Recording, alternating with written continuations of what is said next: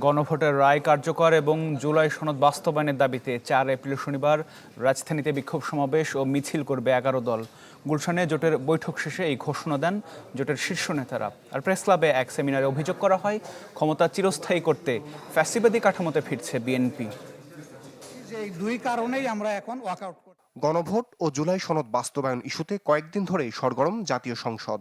বুধবার এই ইস্যুতে ওয়াকআউট করে রাজপথের কর্মসূচির হুঁশিয়ারি দিয়েছে বিরোধী দল।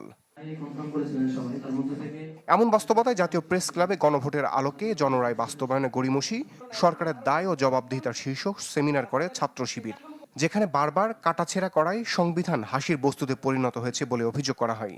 যেই দেশের স্বপ্নের কারণে এতগুলি মানুষ রক্ত দিয়েছে, রত্ন স্নাত যেই জুলাই সনদ আমরা সামনে পেয়েছি, সেটাকে আমরা উপেক্ষা করে দেব কিছু কিছু জায়গায় আমাদের দ্বিমত আছে বলে, এটা আমার জন্য যুক্তিসঙ্গত না। বলা হয়েছে এক ব্যক্তি 10 বছরের বেশি প্রাইম মিনিস্টার থাকতে পারবে না। যিনি দলের প্রধান হবেন তিনি সরকার প্রধান হবেন না। সাংবিধানিক প্রতিষ্ঠানগুলোতে সার্চ কমিটির মাধ্যমে আইন করে লোক নিয়োগের ব্যবস্থা করা যাবে, হায়ার এবং ফায়ার করা যাবে না। এটা যারা চান না, কেয়ারটেকার গভর্নমেন্টের অধীনে নির্বাচন হবে 5 বছর পর পর, এই জিনিসটা যারা চাচ্ছেন না, তারা কি চাচ্ছেন?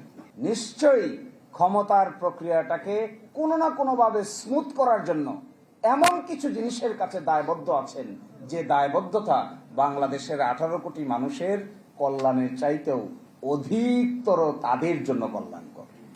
এছাড়া বিভিন্ন অধ্যাদেশ বাতিলের মাধ্যমে অতীতের চেয়ে ভয়াবহ ফ্যাসিবাদী কাঠামো তৈরি ষড়যন্ত্র চলছে বলে মত বক্তাদের।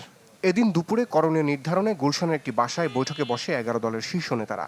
বৈঠক শেষে 4 দফা দাবিতে শনিবার রাজধানীতে বিক্ষোভ কর্মসূচির ঘোষণা করা হয়।